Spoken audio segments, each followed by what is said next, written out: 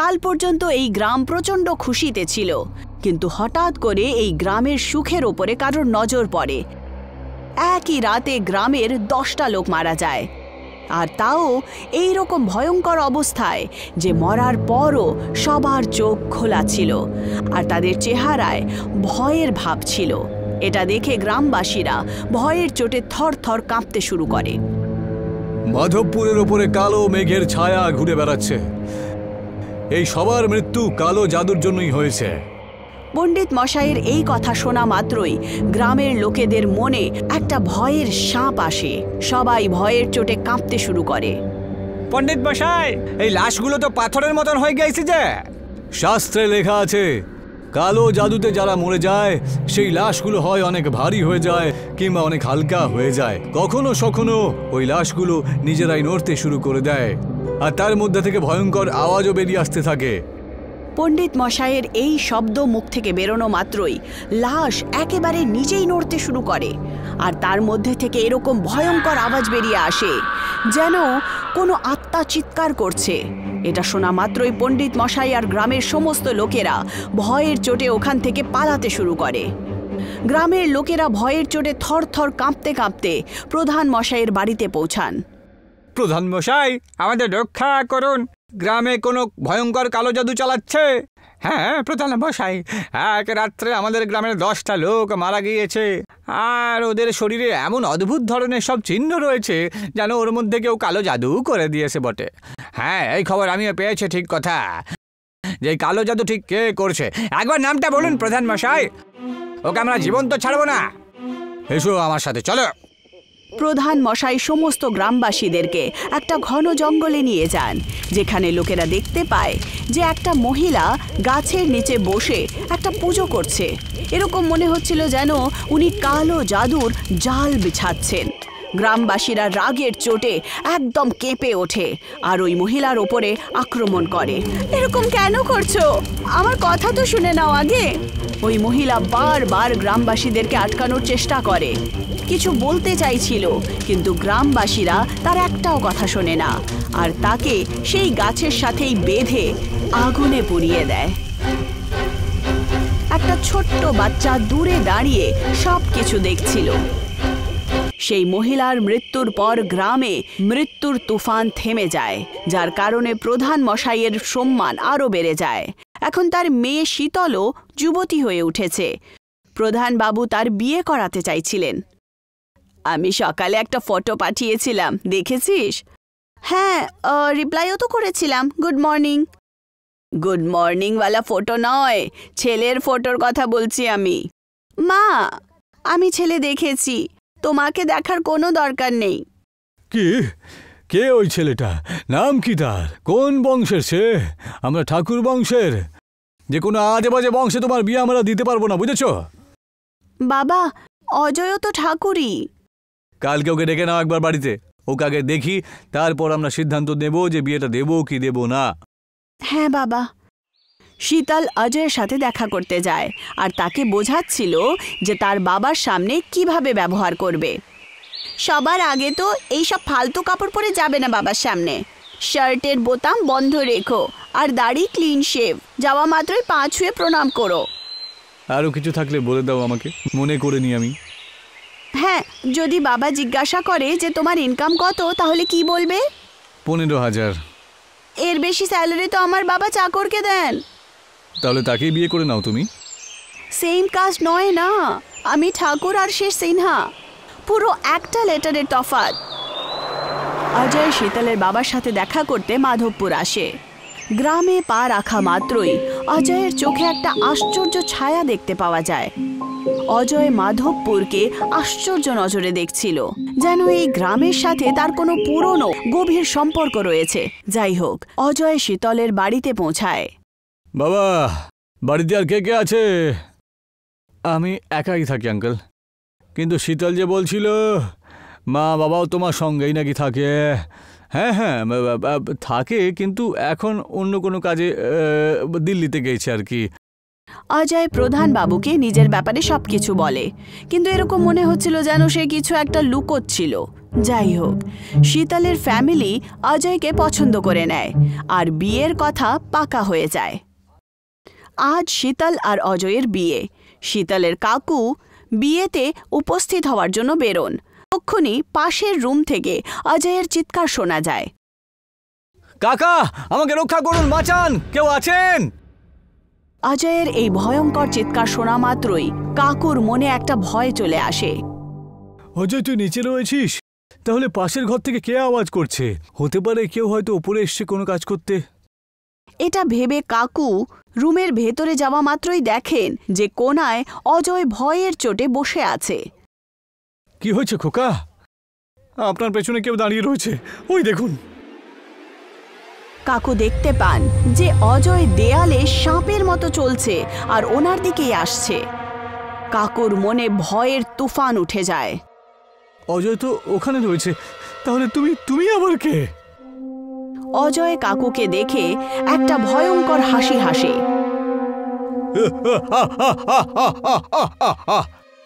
এটা দেখে কাকু ওখান থেকে পালাতে শুরু করেন, কিন্তু দরজা নিজে নিজেই বন্ধ হয়ে যায়।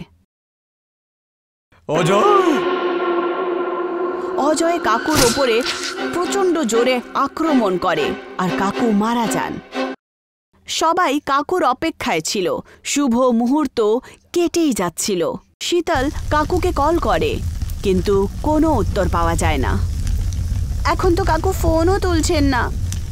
প্রধানমশাই, শুভ মুহূর্ত পেরিয়ে যাচ্ছে যে, আপনি বললে বিয়ের কাজগুলো সম্পূর্ণ করতে পারি। আগে শুরু করেন আপনি। পণ্ডিত মশাই বিয়ে করিয়ে দেন। বিয়ে শেষ হওয়া মাত্রই বাড়ির চাকর দৌড়তে দৌড়তে আসে। সাহেব, উমেশ কাকা বাড়িতে মরে পড়ে রয়েছে তো। ওখানে গিয়ে দেখতে পান যে উমেশের লাশ পড়ে আছে। তার চোখ খোলা আর চেহারা খুবই ভয়ঙ্কর দেখতে। মরার পরেও চোখ দুটো খোলা রয়েছে। মুখটা তো একবার দেখো, কিরকম ভয়ঙ্কর দেখতে লাগছে ওকে একবার। আজ থেকে 25 বছর পরে যখন এক রাত্রে গ্রামের 10টা লোক মারা গিয়েছিল, তখনই সবার চোখ দুটো এরকমই খোলা ছিল। সবার মুখগুলো এরকমই ভয়ঙ্কর দেখতে লাগছিল। কেউ কালো জাদু করে একে মেরে দিয়েছে। এটা শোনা মাত্রই গ্রামের লোকেরা ভয় পেয়ে ওঠে। শাস্ত্রতে বলা আছে যে কালো জাদুতে যে লাশগুলো থাকে, হয় তারা খুব ভারী হয়ে থাকে বা খুব হালকা হয়ে যায়, বুঝতে পেরেছ? কখনো কখনো ওই লাশগুলো নিজেরাই নড়তে থাকে, আবার তার মধ্যে থেকে ভয়ঙ্কর আওয়াজও বের হতে থাকে। পণ্ডিত মশাইয়ের এই কথা বলা মাত্রই বিদ্যুৎ চলে যায়। হাওয়ায় একটা আওয়াজ ছড়িয়ে পড়ে। লাশ নিজে নিজে নড়তে শুরু করে আর তার মধ্যে থেকে এরকম ভয়ঙ্কর আওয়াজ বেরিয়ে আসে যেন কোনো আত্মা চিৎকার করছে। এটা দেখে গ্রামবাসীরা ভয়ের চোটে পালাতে শুরু করে। লাশের কাছে শুধু পণ্ডিত মশাই আর প্রধান বাবু দাঁড়িয়েছিলেন। এর মধ্যে থেকে তো আমার ভাইয়ের অন্তিম সংস্কারও হবে না, বুঝেছ? কি করব এখন? পণ্ডিত মশাই, কোন একটা উপায় আপনি বলুন। আপনার ভাইয়ের শরীরের মধ্যে কোন এক আত্মার ছায়া ঢুকে পড়েছে। আপনি কোনো তান্ত্রিককে ডেকে নিয়ে আসুন, ও এর কোনো না কোনো উপায় অবশ্যই বের করবেন। প্রধান মশাই পণ্ডিত মশাইয়ের সাথে তান্ত্রিককে খুঁজতে বেরিয়ে পড়েন। লাশের কাছে কেউ ছিল না। লাশ ওখানে একাই পড়েছিল আর তার মধ্যে থেকে আশ্চর্য রকম ভয়ঙ্কর আওয়াজ বেরোচ্ছিল। কিছুক্ষণ পর যখন প্রধান বাবু আর পণ্ডিত মশাই তান্ত্রিকের সাথে ফেরত আসেন, তখন দেখতে পান যে লাশ ওখান থেকে উধাও হয়ে গেছিল। লাশটা কোথায় গেল? এখানেই তো ছিল। অনর্থ হয়েছে। যে এই কালো জাদু করেছে ওই লাশটাকে উধাও করেছে। লাশ যদি আমার সামনে থাকতো তাহলে জানতেই পারতাম যে কালো জাদুটা কে করেছিল। সবাই চিন্তায় ডুবে যায় যে আসলে লাশ কে গায়েব করেছে, এই কালো জাদু কে করছে। রাত্রির অন্ধকার, গ্রামের সমস্ত লোকেরা ভয়ের চোটে কাঁপছিল। এখন দেখতে হবে যে এই ভয়ঙ্কর বিপত্তি থেকে কে তাদের বাঁচাবে। মাধবপুরের অন্ধকার আরো গভীর হতে যাচ্ছিল। প্রধানের ভাইয়ের লাশ গায়েব হওয়া একটা গোপন রহস্য হয়ে গেছিল। গ্রামবাসীদের মনে ভয়ের সাপ যাচ্ছিল। আসলে সে কোন শয়তান যে এই কালো জাদু করছিল? তক্ষুনি বাড়ির চাকর দৌড়তে দৌড়তে আসে। সাহেব, আমি নিজের চোখে কালকে রাত্রে অজয় দাদাকে দেওয়ালের ওপরে সাপের মতো উঠতে দেখেছিলাম। কিছুক্ষণ পরে যখন আমি বাড়ি গেলাম না, তখন দেখলাম তোমার ভাই মরে পড়ে আছে।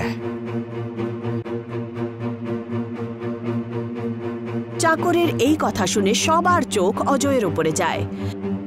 অজয়ের চেহারা ভয়ের চোটে সাদা হয়ে গেছিল। সে কিছু বলতেই যাচ্ছিল, তক্ষুনি প্রধান মশাই বলেন, আরে কে আজে বাজে কথা বলছিস? হ্যাঁ, আরে অজয় কি করে দেওয়াল বেয়ে বেয়ে উঠতে পারে? হ্যাঁ, সবসময় নেশায় ডুবে থাকে, এখনো নেশাই হবে, সেই জন্যই তো এইসব বলছে। আরে দিদি, আমি কালকে রাত্রে হুঁশের মধ্যেই ছিলাম, আমি যেটা দেখেছি সেটা সত্যি। চাকরের কথায় কেউই পাত্তা দেয় না, কারণ সবাই ভাবে যে সে হয়তো নেশা করেছে। রাত্রি হয়ে যায়। শীতল আর অজয় ঘুমোচ্ছিল, কিন্তু হঠাৎ অজয়ের চোখ খুলে যায়। ঘড়িতে রাত্রির 1টা বাজছিল। সে চুপি চুপি বাড়ির বাইরে বেরিয়ে আসে, যেন কোনো ভূত তার পেছনে ছিল। সে শ্মশান ঘাটে পৌঁছায় আর ওখানে কোদাল দিয়ে মাটি খুঁড়তে শুরু করে। মাটি সরানো মাত্রই প্রধানের ভাই উমেশের লাশ সামনে চলে আসে। অজয় সেই লাশের সামনে মন্ত্র জাপ করতে শুরু করে। ওম তমসো বজ্র ক্রোধায়া সংকটহারা মৃতম জয়া। মন্ত্র জাপ করার সময়ই তার চোখ খুলে যায়, লাল রক্তের মতো, যেন কোনো শয়তান তার ভেতরে আছে। উমেশের লাশ আস্তে আস্তে দাঁড়িয়ে পড়ে আর উড়ে উড়ে গ্রামের দিকে চলে যায়। রাত্রির অন্ধকার আরো ভয়ানক হয়ে গেছিল। উমেশের লাশ যেন একটা প্রেতের মতো মাধবপুরের রাস্তার ওপর দিয়ে উড়ে যাচ্ছিল। সে একটা বাড়ির দরজায় ধাক্কা দেয় আর ভয়ানক আওয়াজে ডাকতে শুরু করে, দিলীপ, দিলীপ। দিলীপের ঘুম ভেঙে যায়। উমেশের আওয়াজ শুনে তার মন ভয়ে কেঁপে ওঠে। এ তো উমেশের গলা মনে হলো। ও এখানে কি করে আসবে? দরজা খুলবে না কিন্তু। বউয়ের বারণ করা সত্ত্বেও দিলীপ দরজা খুলে দেয়। সামনে উমেশকে দেখে তার পায়ের নিচে মাটি খসে যায়। উমেশের চোখ লাল, যেন শয়তানের রূপ ধারণ করেছে। উমেশ, তুই? উমেশ একটা শয়তানি হাসির সাথে দিলীপের গলা চেপে ধরে আর সেটা ঘুরিয়ে দেয়। দিলীপ ওখানেই মরে যায়। এক রাতেই উমেশের আত্মা গ্রামের অনেকগুলো লোকের দরজায় ধাক্কা দেয়। পুরো গ্রাম ভয়ের অন্ধকারে ডুবে যায়। প্রধানের বাড়ি একবার আবার ভয়ের কালো ছায়ায় ডুবে যায়।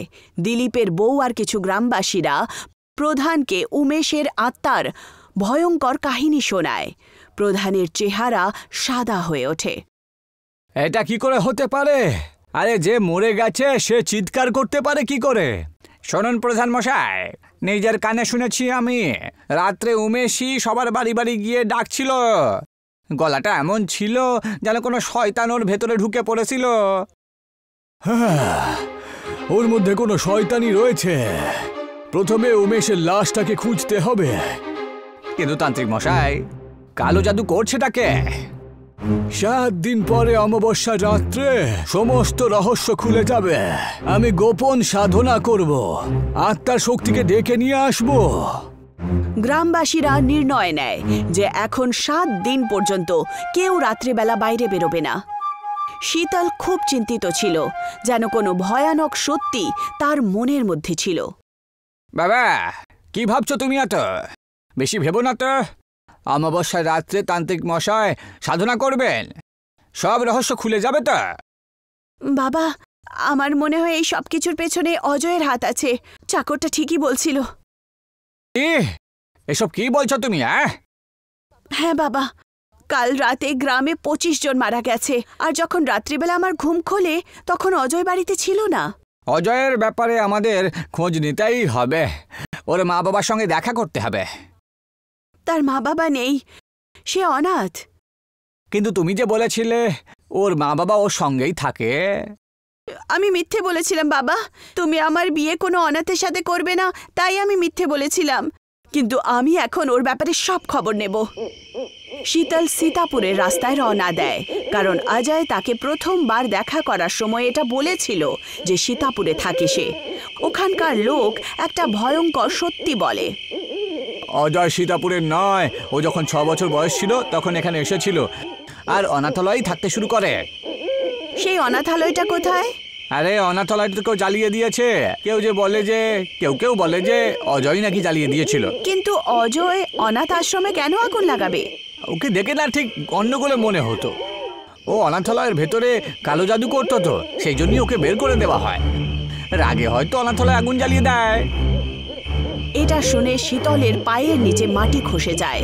এখন সে বিশ্বাস করে নেয় যে মাধবপুরের ভয়ঙ্কর ঘটনার পেছনে অজয়ই আছে। কিন্তু সে ভাবে যে সে এরকম কেন করছে, এটা করে সে কি পাচ্ছে। সীতাপুর থেকে ফেরত আসার পথে শীতল খুব ভয়ে ভয়ে ছিল। মাধবপুরে অন্ধকার একটা শয়তানি ছায়ার মতো ছিল। রাস্তা একদম খালি, কেউ ভয়ের চোটে বাড়ির বাইরে বেরোচ্ছিল না। শীতল বাড়ি পৌঁছায়, কিন্তু অজয় বাড়িতে ছিলই না। অজয়, অজয়!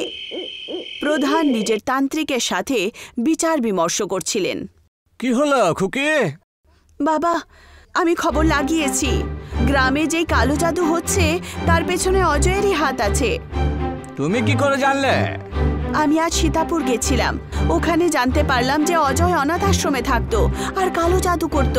তাকে ওখান থেকে বার করে দেওয়া হয়, তখন সে অনাথ আশ্রমে আগুন লাগায়। আর ও এখন এখানেও তাই করছে। এক্ষুনি খুঁজে বের করতে হবে ওকে। ও নিশ্চয়ই কোথাও সাধনা করছে। তান্ত্রিক, প্রধান আর শীতল অজয়কে গ্রামে খুঁজতে বেরিয়ে পড়ে, কিন্তু তাকে কোথাও খুঁজে পায় না। রাত্রি 1টা বেজে গেছিল। ক্লান্ত হয়ে ফেরার পথে তারা শ্মশান ঘাটে আগুন জ্বলতে দেখতে পায়। শ্মশান তলায় আগুনটা কোত্থেকে জ্বলছে? নিশ্চয়ই অজয় ওখানে সাধনা করছে। চলো গিয়ে দেখে আসি। শ্মশান ঘাটের আবহাওয়া ভয়ের মতো ছিল। প্রধান, তান্ত্রিক আর শীতল ওখানে পৌঁছায় আর দেখতে পায় যে অজয় হবন কুণ্ডের সামনে বসে সাধনা করছে। সামনে উমেশের লাশ ছিল আর তার আশেপাশে অনেকগুলো ভুডু পুতুল রাখা ছিল। এটা কি করছো তুমি? সেটাই যেটা আমি 25 বছর আগে তোমরা করেছিলে। আমরা আবার কি করেছিলাম? ওই সত্যিটা নিজেদের মুখে তুমি বলবে এখন। আরে শোনার ক্ষমতায় তুমি থাকবেই না, তোমার আমি আর কি বলবো? তান্ত্রিক মন্ত্র জাপ শুরু করেন, কিন্তু যেই মাত্র উনি মন্ত্র জাপ শুরু করেন, অজয় তান্ত্রিকের ভুডু পুতুল হবন কুণ্ডে ফেলে দেয়। পুতুল জ্বলা মাত্রই তান্ত্রিক ওখানেই ছাই হয়ে যায়। এটা দেখে প্রধান ভয়ের চোটে কাঁপতে শুরু করে। আমি পুরো গ্রামে বড়ু দল তৈরি করে নিয়েছি। এক এক করে সবাইকে জ্বালিয়ে পুড়িয়ে মেরে ফেলবো, ঠিক যেইভাবে তোমরা আমার মাকে জ্বালিয়ে দিয়েছিলে। কি? কে মেরেছিল তোমার মাকে? সত্যিটা তো প্রধান মশাই বলবেন। তারা, আমি সব সত্যি কথা বলে দিচ্ছি। হ্যাঁ, গ্রামের লোকেরা তোমার মাকে জ্বালিয়ে দিয়েছিল, কিন্তু তাদের কোনো দোষ নেই। আমি ওদেরকে তোমার মায়ের বিরুদ্ধে উস্কে দিয়েছিলাম। কিন্তু কেন? আমার মা তোমার কি ক্ষতি করেছিল? তোমার মা কালো জাদু করতো যে, কিন্তু তোমার মা সেটার ব্যবহার তো লোকেদের উপকারের জন্যই করতো। আমি তখন বললাম যে কয়েকজন লোককে মেরে দিয়ে তাদের সম্পত্তি আমরা নিয়ে নেবো সব, কিন্তু তোমার মা বারণ করে দেয়। মা তখন বলছিল যে নিজের বিদ্যার উপযোগ নাকি সবসময় ভালো কাজের জন্যই করেন। আমি তো ভাবলাম যে আমার তান্ত্রিককে দিয়ে এই কাজটা আমি করিয়ে নেব, কিন্তু না ও করলো না, আমাকে করতে দেবে। ও পুজো করতে বসে পড়ে লোকজনকে বাঁচানোর জন্য। আর আমার তান্ত্রিক মশাই একদিন রাত্রে 10টা লোককে মেরে ফেলে। আমি তো জানতাম যে হয়তো সত্যিটা করে বলে দেবে, সেই জন্য আমি গ্রামের লোকেদেরকে ওর নামে উস্কে দিই যে ও কালো জাদু করে লোকজনকে মেরে ফেলছে, আর ওরা ওকে গাছে বেঁধে দিয়ে আগুন জ্বালিয়ে দেয়। এতে তো আমারই ভুল রয়েছে বটে। এটা শুনে শীতল রাগের চোটে প্রধানের পুতুল আগুনে ফেলে দেয়। প্রধান ওখানেই পুড়ে ছাই হয়ে যান। শীতল, পারলে তুমি আমায় ক্ষমা করে দিও। আমার কাছে প্রতিশোধ নেওয়া ছাড়া আর কোনো রাস্তা তো ছিলই না। আমিও তোমার জায়গায় থাকতে আমিও হয়তো তাই করতাম, কিন্তু এখন আমায় কথা দাও যে তুমি তোমার এই বিদ্যা নিজের মায়ের মতোই লোকেদের ভালোর জন্য ইউজ করবে। অজয় শীতলকে কথা দেয় যে এখন সে নিজের কালো জাদুর উপয়োগ শুধু লোকেদের ভালো করার জন্য করবে। মাধবপুরে প্রচার শুরু হয় যে এখন গ্রামে কোনো সংকট নেই, সবাই আবার হাসি খুশি জীবনযাপন শুরু করে।